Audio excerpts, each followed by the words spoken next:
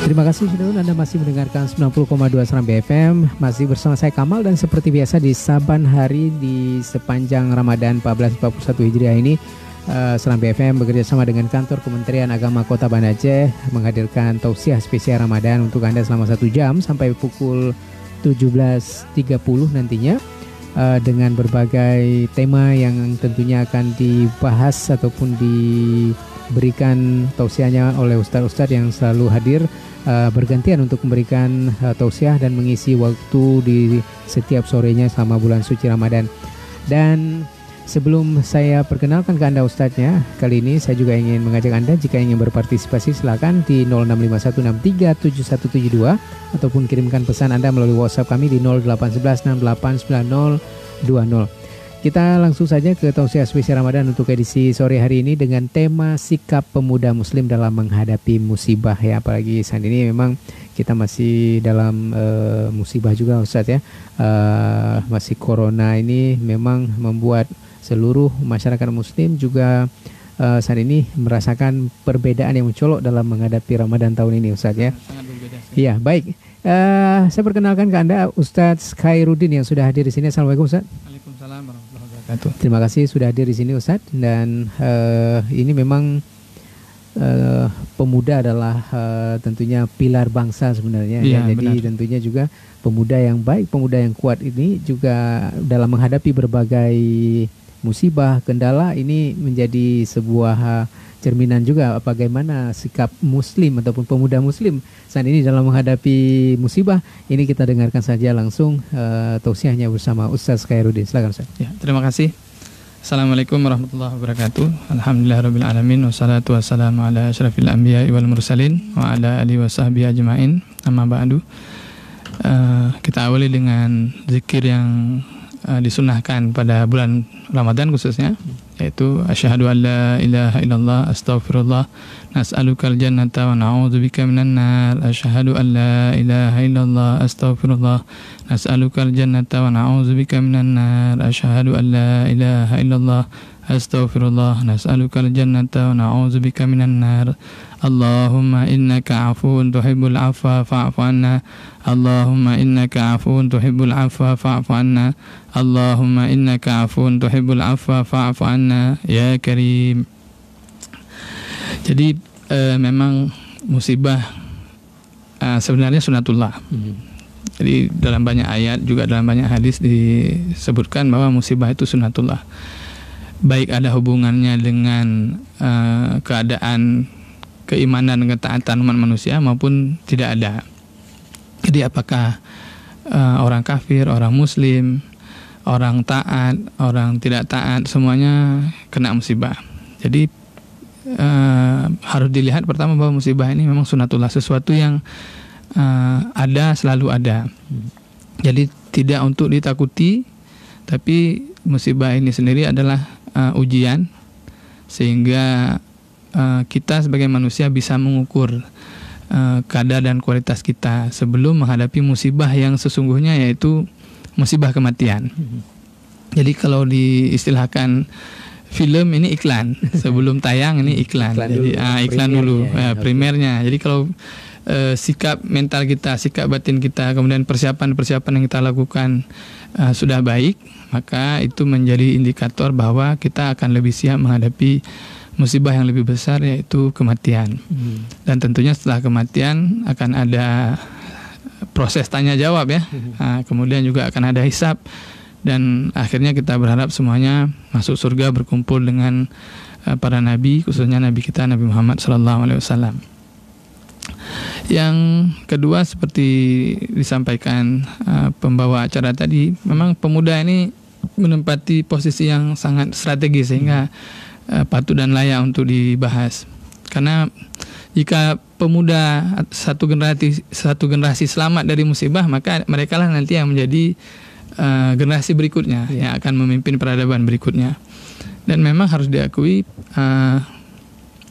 musibah yang akhir-akhir ini melanda kita, yaitu yang populer dengan istilah COVID-19, memang berbeda dengan musibah pada umumnya yang sudah sering kita lihat, kita dengar, kita baca. Katakanlah misalnya banjir, bahkan tsunami, gempa, longsor ya, atau mungkin ada kebakaran dan sebagainya.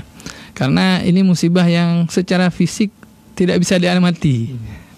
Jadi tiba-tiba kita mendengar ada yang terpapar, ada yang sakit, ada yang sudah dijemput dengan ambulan. Ini kan menimbulkan khususnya bagi yang kurang informasi suatu tanda tanya yang sangat besar. Dan bagi sebagian pihak menganggap ini tidak ada apa-apanya karena dia tidak bisa melihat, tidak nampak, dan kemudian mungkin tidak terjadi secara masif di daerah kita. Jadi sikapnya mungkin terlalu menganggap remeh. Ini juga tidak baik, apalagi oleh para pemuda yang mungkin merasa tubuhnya kuat, sehat, fisiknya sedang di masa-masa bugarnya ya.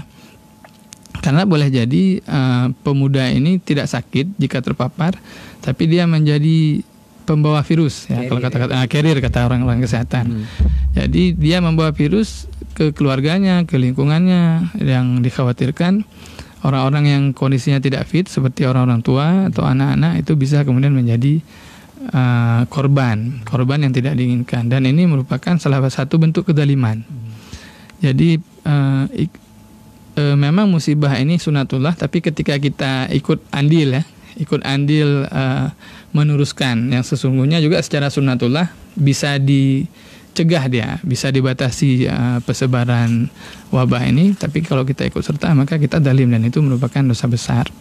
Jadi para pemuda, khususnya pemuda muslim, penting sekali pertama untuk tidak bersikap terlalu percaya diri. Nah, ini penting, tidak terlalu percaya diri dengan kondisi kesehatan kita. Kedua, juga karena hari ini para pemuda juga paling aktif ya di media sosial. Juga paling penting untuk tidak terlalu banyak menyebar ketakutan. Nah, jadi ini ada dua sikap yang kontra ya. Yang satu mungkin terlalu percaya diri, tidak open, tidak mengikuti protokol-protokol kesehatan yang telah disepakati oleh para ulama dan juga ahli kesehatan. Yang kedua ini terlalu takut ya, atau terlalu paranoid, sehingga kemudian ikut menyebar hoak-hoak yang menyebabkan masyarakat itu menjadi juga ikut ketakutan yang berlebihan, sehingga katakanlah orang takut keluar rumah, walaupun memang ada anjuran di rumah saja, kemudian takut untuk pergi ke kantor, takut untuk bekerja ya, karena ini juga merupakan bagian dari kebutuhan dan perputaran ekonomi masyarakat. Bahkan juga yang menarik sekali adalah ketakutan untuk beribadah di tempat ibadah ya. Jadi memang di daerah-daerah yang sudah merah ya, ibaratnya indikatornya merah, penyebarannya sangat masif, itu memang ada himbauan, bahkan para ulama juga, para ulama fikih berfatwa tidak boleh keluar rumah. Ibadah semuanya dilaksanakan di rumah, termasuk ibadah Jumat. Berarti menjadi gugur dia karena adanya uzur yang sangat besar seperti ini. Demikian juga dengan tarawih, dengan hari raya dan lain-lain yang sifatnya sunat, yang wajib saja bisa gugur karena uzur. Nah, di daerah kita memang situasinya tidak seperti di Jakarta atau di beberapa negara yang sangat penyebarannya sangat luar biasa.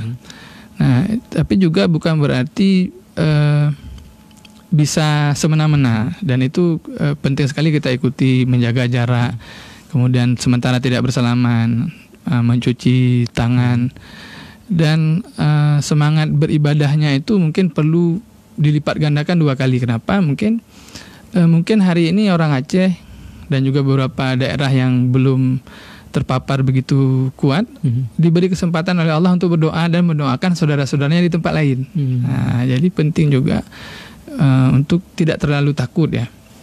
Dengan tetap menjaga protokol, kita hari ini masih punya kesempatan memakmurkan masjid, salat Jumat bersama ya, tarawih bersama, bahkan mungkin tadarusan bersama. Kesempatan ini yang masih ada kita gunakan untuk berdoa, karena sebagai umat muslim kekuatan mental dan kekuatan doa itu penting, karena kita diajarkan bahwa doa adalah senjata mukmin, dan berdoa secara berjamaah itu memiliki pengaruh yang sangat kuat, baik bagi yang ikut berdoa, lingkungan sekitar, maupun dari segi janji Allah dalam menerima doa. Saya kira itu penting menjadi catatan bagi kita semua, khususnya para pemuda. Ya baik, kita break dulu sebentar Syederalun. Jangan kemana-mana, tetap di 90,2 Serambi FM. Tadi juga kita sudah mendengarkan bagaimana tadi bahwa umat muslim dan pemuda terutama saat ini, kalau tadi ada dua tipe ya. Yang pertama tadi paranoid sekali ya. Betul. Yang kedua adalah yang santai ya. Jadi, terlalu santai ya. Dan nanti kita akan dengarkan dan kita lanjut lagi dengan tausiah dari Ustaz Khairuddin dengan tema sikap pemuda muslim dalam menghadapi musibah. Terima kasih Syederalun, Anda masih mendengarkan tausiah spesial Ramadan kerjasama Serambi FM dengan Kantor Kementerian Agama Kota Banda Aceh. Siaran ini juga bisa Anda simak melalui Facebook kami di Serambi FM. Anda bisa mendengarkan secara live di sana juga ya. Dan Syederalun, untuk tema kita pada sore hari ini yaitu musibah. Nah, Syederalun, untuk tadi kita sudah mendengarkan sedikit tentang bagaimana pemuda muslim harus menyikapi dalam menghadapi musibah ini, dan masih ada materi yang ingin disampaikan. Silakan Ustaz. Ya, terima kasih Pak Kamal. Satu hal yang penting dicatat adalah pada Ramadan kali ini kita memang tampaknya seperti dipaksa untuk tidak kemana-mana, khususnya para pemuda untuk tidak berkeliaran dan di rumah saja. Tentu di rumah saja tidak hanya tidur ya. Tapi memang melakukan amalan-amalan yang disunahkan pada bulan Ramadan, khususnya berzikir dan membaca Al-Quran.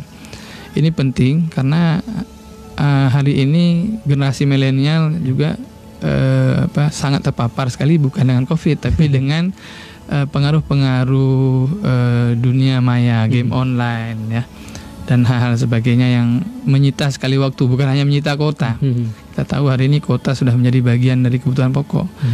Jadi ada baiknya ketika di rumah saja memperbanyak membaca Al-Quran, usahakan bisa khatam 1 kali paling tidak. Kemudian juga membaca doa, khususnya istighfar ya, zikir-zikir khususnya istighfar ini sangat penting.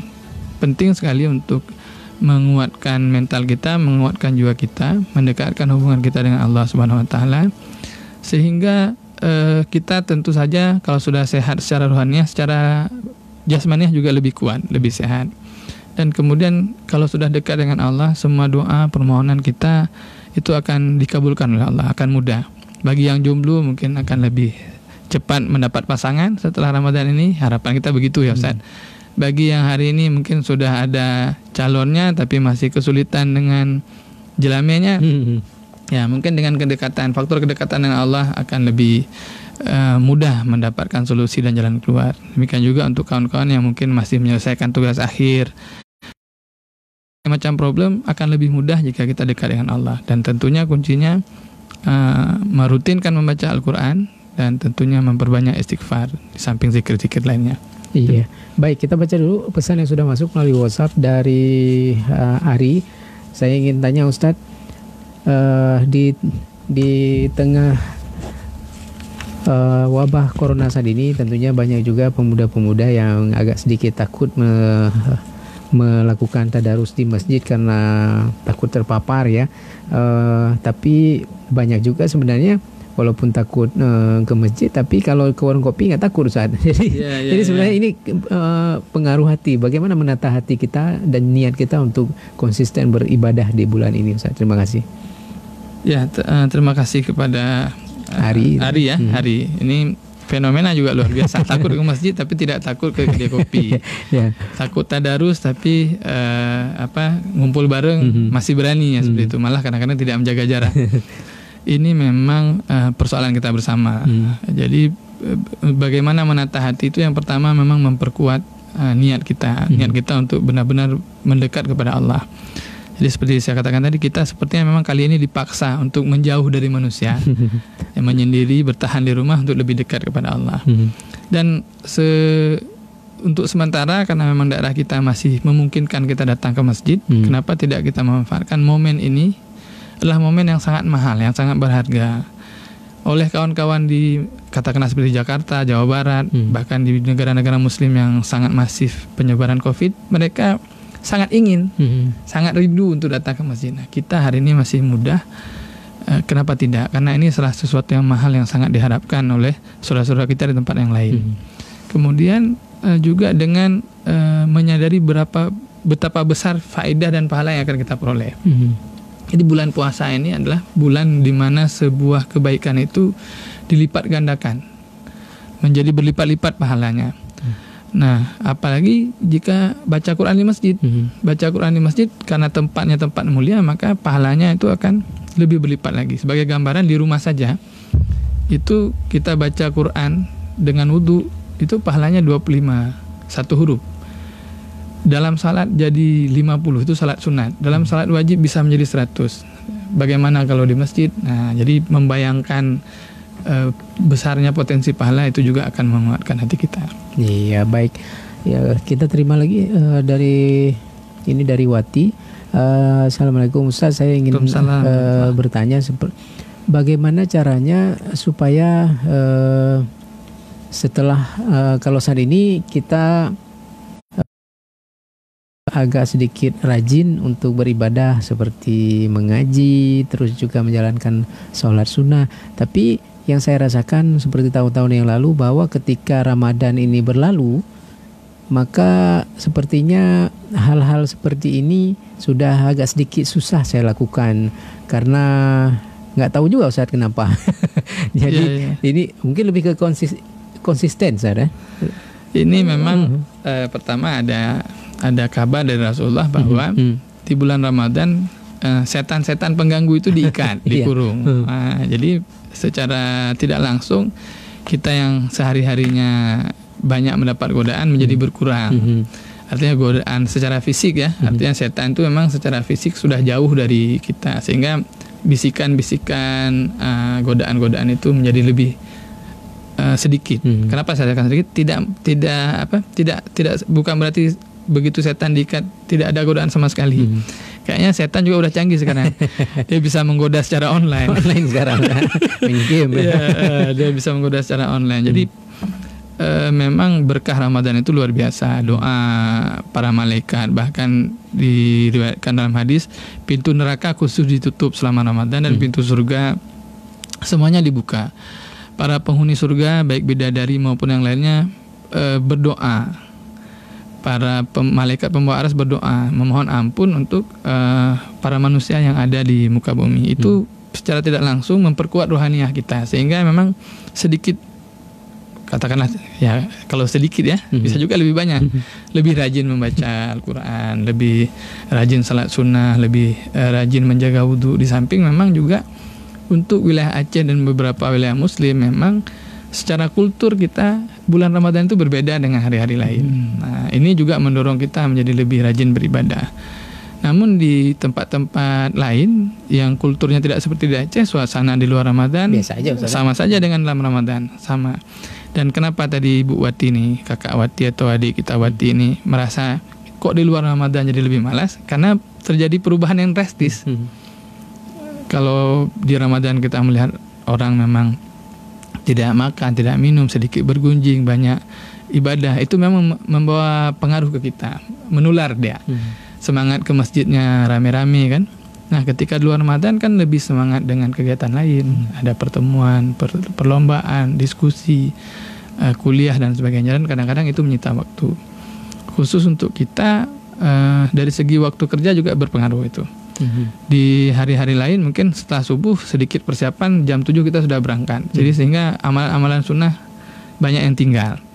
Di bulan puasa kita jam kerja menjadi jam 8 atau setengah 9. Demikian juga kalau di luar Ramadan jam kerjanya sampai jam setengah 5 atau jam 5. Malah beberapa perusahaan swasta sampai jam 6.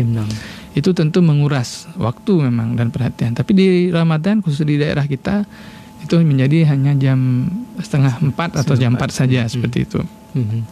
Baik, jadi saya baca lagi dari 0852602052 sekian.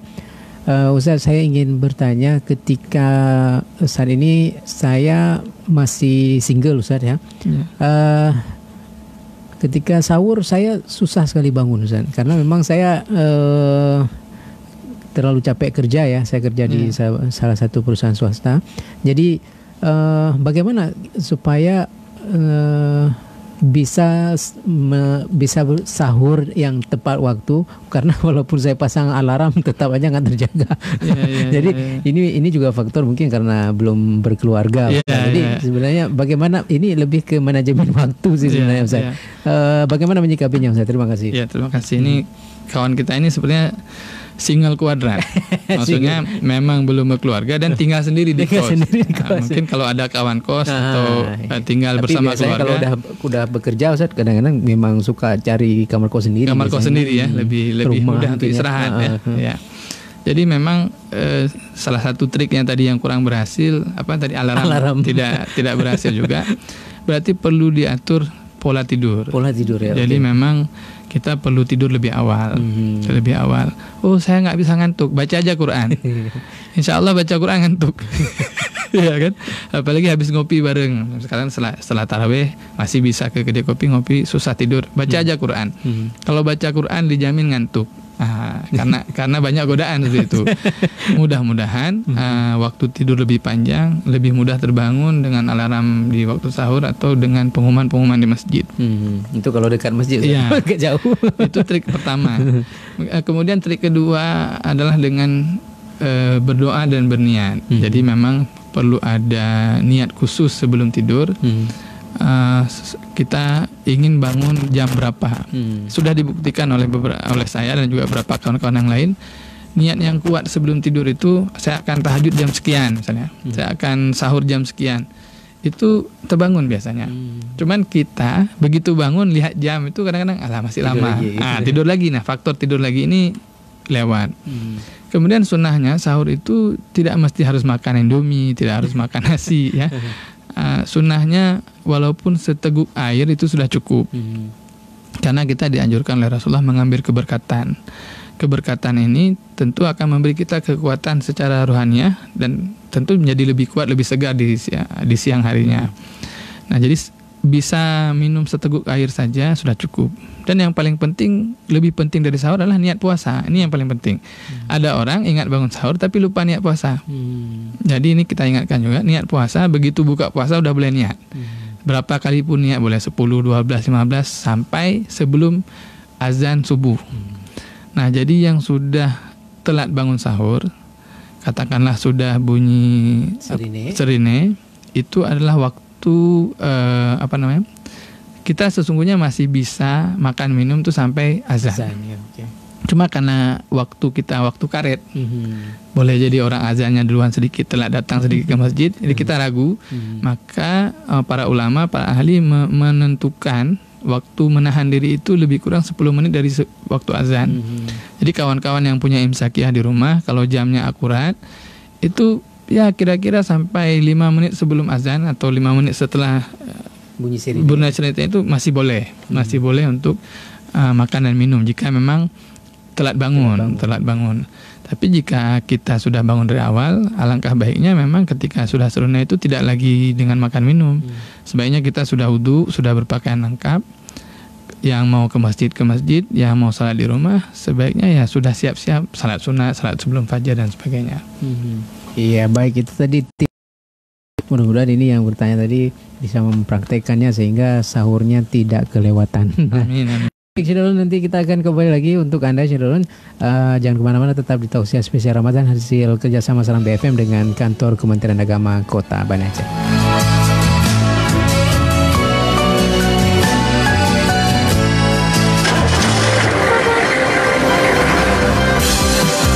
Syedulun, ingin mobil Anda tampil eksklusif dengan kaca film yang berguna sebagai proteksi dari panas matahari, meningkatkan efisiensi bahan bakar, menjaga privasi pada interior, serta memperkuat struktur kaca mobil?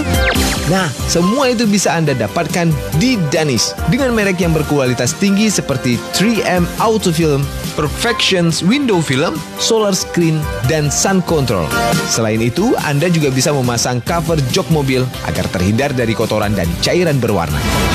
Kenapa Anda harus memasang kaca film dan cover jok mobil di Danis? One Day Finish, 1 hari siap untuk pengerjaan jok dan kaca film mobil. Banyak pilihan jenis material dan bahan yang digunakan 100% asli. Pastinya aman bagi kesehatan dan lingkungan. Garansi sampai dengan 7 tahun untuk kaca film mobil made in USA dan garansi sampai dengan 5 tahun untuk jok kulit asli made in Germany dan Italia. Kualitas pemasangannya yang didukung oleh teknisi profesional dari Danish. Gratis biaya perawatan ringan dan delivery service. Dan garansi hasil pengerjaan dijamin rapi. Uang kembali jika tidak rapi. Segera kunjungi showroom dan workshop Danish di Jalan Soekarno-Hatta nomor 137 hingga 140 Mibo, Banda Aceh, dan Danish di Jalan Tengku Imam Lumbata nomor 37 hingga 39 Banda Aceh. Danish, ahlinya cover jok dan kaca film mobil. Assalamualaikum warahmatullahi wabarakatuh. Saya Hezir Sulaiman, Direktur Utama Bank Aceh Syariah, mengucapkan selamat menaikkan ibadah puasa Ramadan 1441 Hijriah. Jadikan ibadah puasa sebagai momentum untuk memperkokoh iman kita kepada Allah SWT. Warahmatullahi wabarakatuh.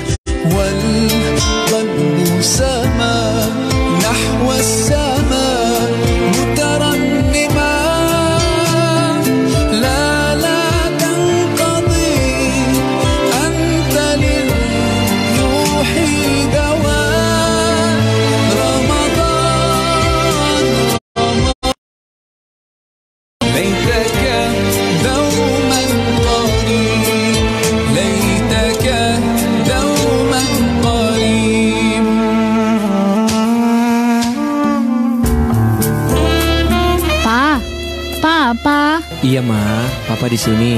Kenapa, sayang? Pa, anak kita minta dibeliin AC tuh, Pa. Katanya kamarnya kepanasan. Aduh, Ma. Bukan Papa nggak mau beliin AC.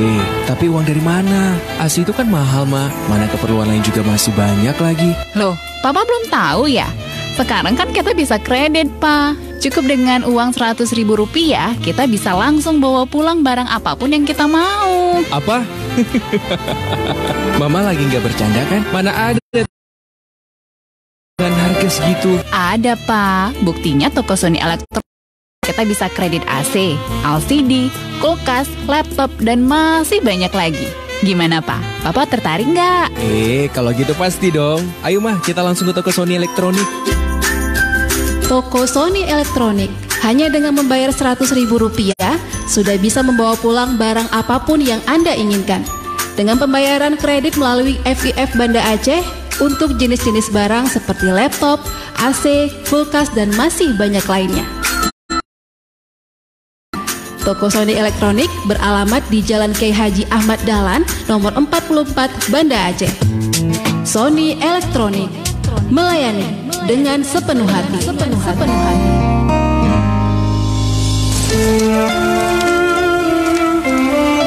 Bismillahirrahmanirrahim. Assalamualaikum warahmatullahi wabarakatuh. Saya Muhibuddin Ibrahim alias Uco Sibreh, Ketua KONI Kabupaten Aceh Besar, mengucapkan selamat menjalankan ibadah puasa di bulan suci Ramadan tahun 1441 Hijriah, dan kami mengajak seluruh masyarakat untuk selalu berdoa kepada Allah Subhanahu wa Ta'ala agar kita dijauhkan dari mara bahaya dan wabah penyakit corona ini.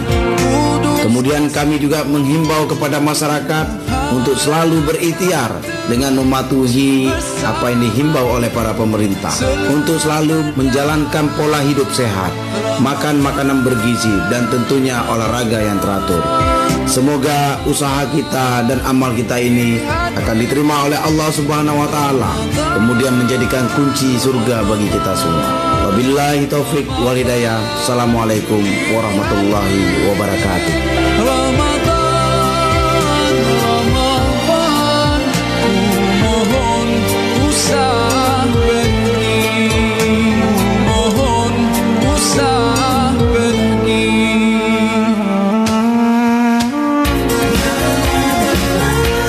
Anda tetap bersama kami, Radio Serambi FM.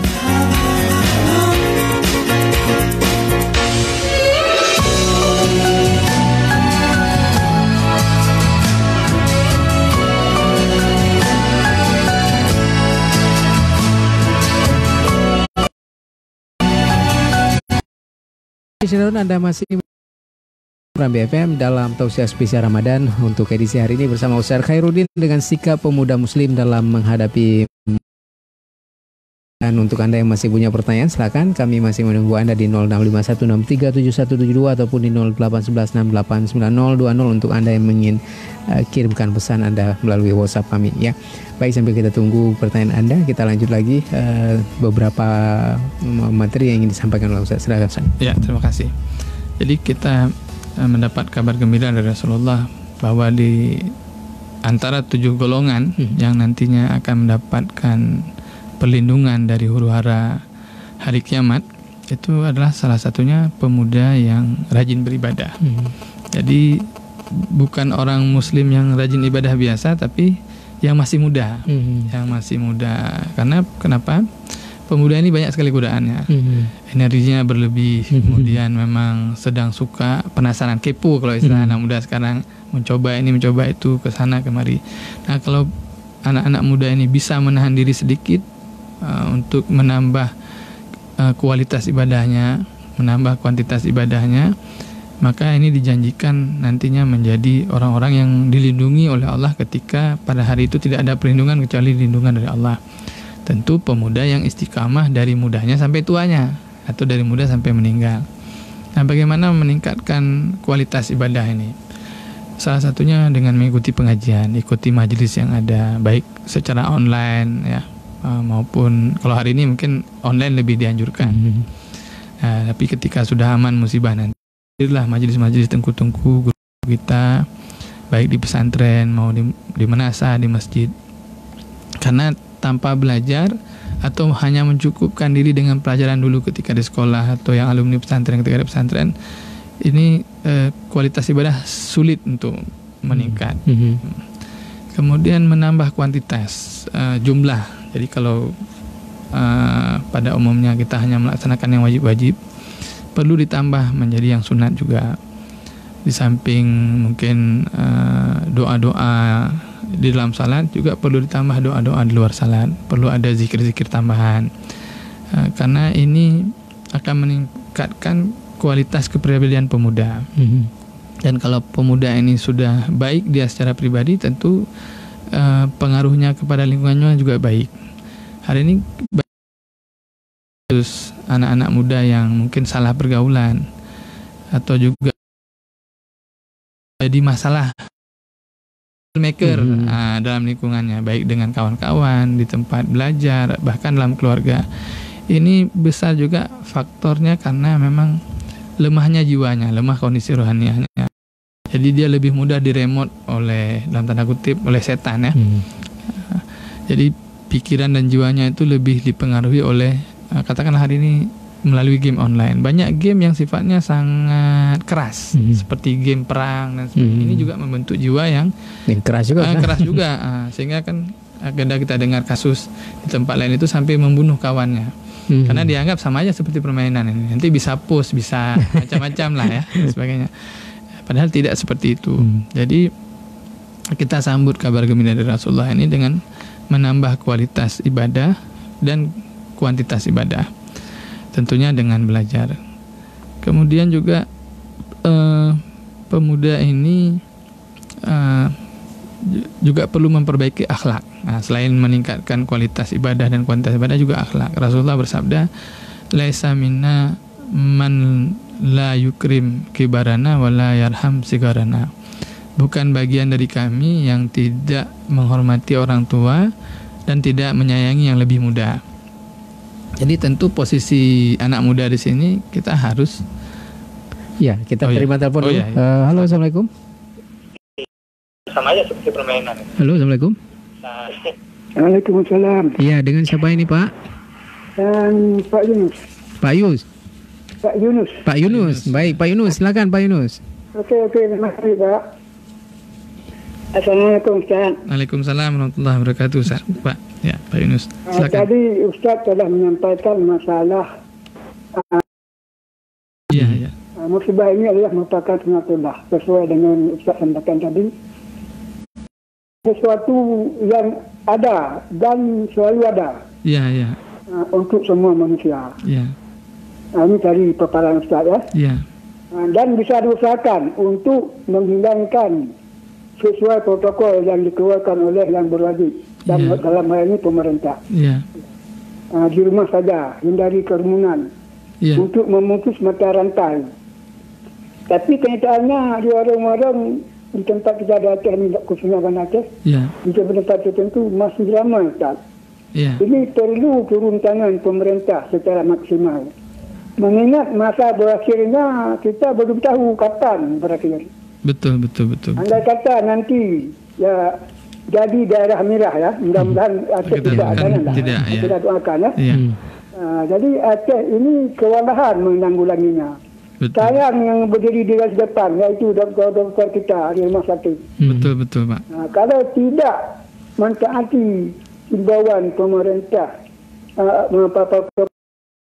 makanya pemuda Muslim dalam menghadapi musibah harus berperan aktif mengedukasi masyarakat. Betul. Ini bagaimana ini pendapat saya menurut pandangan Ustaz. Terima kasih Ustaz. Assalamualaikum Waalaikumsalam warahmatullahi wabarakatuh.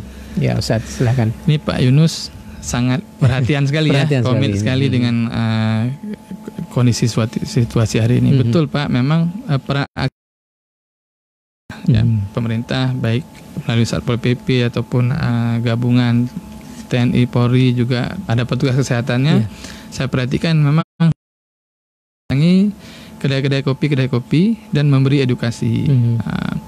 Di samping itu memang juga perlu ada pendekatan langsung dari orang tua masing-masing ya. Jadi orang tua yang ada anaknya di rumah atau ada keponakannya juga memberi nasihat supaya memang lebih menjaga pergaulan ya. Tidak terlalu banyak kumpul-kumpul. Saya tidak katakan tidak boleh kumpul-kumpul karena memang masih memungkinkan mungkin, dan juga jiwa anak muda ini masih memberontak dia. Kalau terlalu dikekang lebih parah berontaknya. Jadi memang penting untuk sama-sama kita memperhatikan protokol dan peraturan dari pemerintah supaya yang sudah terjadi di daerah lain ini tidak menjadi di daerah kita. Makanya mungkin salah satu penyeimbangnya, kalau tidak bisa juga nggak datang kedai kopi, datanglah ke masjid. Nah, supaya ada keseimbangan. Yang sampai ke kedai kopi datang, ke masjid tidak. Ke kedai kopi datang, duduk, tadarus tidak. Alangkah baiknya kalau memang ngumpul sebentar di kedai kopi, di bulan Ramadan ini kita ke masjid, ke musala ya. Kita baca Quran rame-rame. Oh, udah capek kita pulang. Nah, seperti itu. Karena memang anak muda kesulitannya itu. Kita pernah muda juga. Mungkin hari ini sudah agak tua sedikit. Mungkin sebegitu itu Pak Yunus ya. Kemudian memang perhatian Pak Yunus ini patut kita apresiasi supaya tambahan kesehatan. Nama Pak Yunus ini nama Nabi ini. Nabi Yunus alaihissalam ini mengingatkan saya kepada satu doa, satu zikir dalam Al-Quran yang mungkin bagus sekali untuk menjadi amalan juga di bulan puasa itu, yaitu doa Nabi Yunus, la ilaha illa anta subhanaka inni kuntu minadz zalimin. Umumnya ini dipraktekkan oleh ibu-ibu hamil yang mau melahirkan. Jadi mungkin ini juga bagus untuk anak-anak muda yang sedang banyak masalah, membaca doa Nabi Yunus ini sehingga mendapat jalan keluar seperti Nabi Yunus dikeluarkan dari perut ikan non. Demikian dulu mungkin Pak Yunus, mudah-mudahan bermanfaat. Iya, baik. Kita udah di segmen di ending ini Ustadz. Jadi cuma punya waktu sekitar 3 menit lagi Ustadz. Mungkin ada intisari yang ingin disampaikan sebelum kita closing Ustadz. Silakan. Ya, terima kasih. Sebagai pemuda untuk tetap menjaga kualitas ibadah, kuantitas ibadah, khususnya di bulan Ramadan ini, kita perbanyak zikir, kita perbanyak salat sunnah, membaca Al-Quran, kemudian berhati-hati, tidak terlalu percaya diri sehingga mengabaikan protokol-protokol yang telah ditetapkan oleh pemerintah dan tim kesehatan, juga tidak terlalu paranoid sehingga juga menyusahkan orang lain. Jadi perlu bijak ketika menggunakan media sosial, tidak share yang tidak perlu. Yang di-share itu yang materi-materi yang sifatnya sudah valid dan harus lebih optimis ya. Sebagai pemuda harus optimis bahwa kita akan melewati masa-masa sulit ini, dan tentunya setelah masa sulit ini selesai kita akan menjadi pribadi yang lebih baik dan berkontribusi lebih banyak kepada masyarakat kita. Sekian mungkin dari saya. Iya, baik Ustadz, terima kasih sudah mengisi tausiah untuk sore hari ini dengan tema sikap pemuda muslim dalam menghadapi musibah. Mudah-mudahan musibah ini tentunya bisa cepat berlalu dan kita dan semua masyarakat muslim pada umumnya dan pemuda pada khususnya bisa menyikapi dengan baik sesuai dengan tadi yang apa udah Ustaz sampaikan. Amin. Ya, terima kasih sekali lagi Ustaz. Assalamualaikum Ustaz. Waalaikumsalam warahmatullahi Dan Syedalon, terima kasih Anda juga yang sudah berpartisipasi dalam program Tausiah Spesial Ramadan untuk sore hari ini. Mudah-mudahan bermanfaat buat kita semuanya dan jangan kemana-mana. Sebentar lagi kita akan kembali lagi untuk Anda dalam Traffic Update.